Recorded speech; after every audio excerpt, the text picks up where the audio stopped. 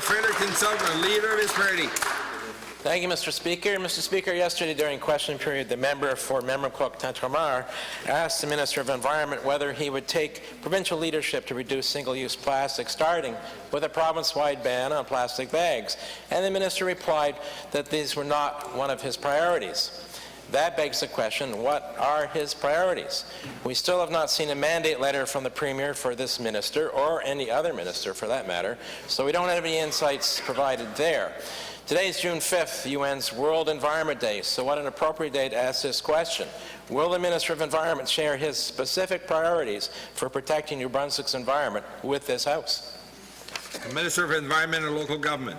You know, Mr. Speaker, the leader of the Green Party continues to try to twist words around and diminish his credibility in this legislature. Clearly, I said that the priorities of the municipalities was what I was quoting. I was quoting their top 6 priorities, Mr. Speaker, and the member and the leader of the Green Party, I'm sure, has met with the Municipal Association several times, Mr. Speaker.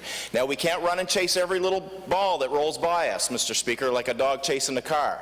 But I can tell you right now that the reduction of plastic use in this province is a priority for this government. The reduction of plastic bags in this province is a priority for this government. The protection of our environment in this province is a priority for this government, Mr. Speaker. Now, we've heard lots of contradictory statements from the member of the Green Party, all 3 of them in the last 2 days. Who do they support when it comes to oil and gas? Is it John Horgan? Is it the leader of the Green Party in BC? Is it the federal leader, Elizabeth May? I'd like to...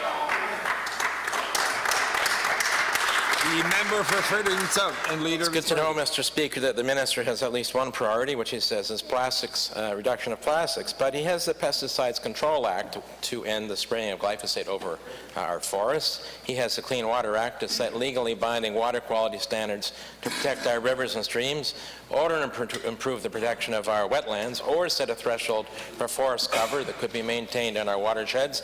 He has the Clean Air Act to better protect the health of New Brunswickers living near persistent sources of air pollution. He has the Climate Change Act to protect New Brunswick families and communities from the consequences of the climate crisis. He has the Clean Environment Act to strengthen the effectiveness of our environmental impact assessment process. So my question again to the Premier, specifically, what are his priorities, and do any of them include the ones I just listed? The Minister of Environment and Local Government. Well, Mr. Speaker, I guess the protection of the environment in regards to all of those acts that the member opposite is a priority for this government, Mr. Speaker. And then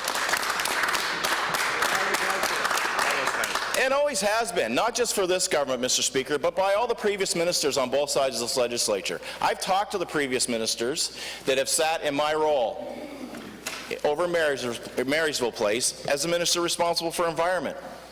Nobody in our department lets any of these issues fall aside. We've got the most educated, most professional, most highly educated, and the people in our department, Mr. Speaker, are so passionate about their work that every one of those issues that this member opposite raises is their top priority. So there's not a day goes by at the Department of Environment that any of these topics are not spoken about. So I think the member opposite should start promoting New Brunswick instead of tearing it down. A member, Minister. The member for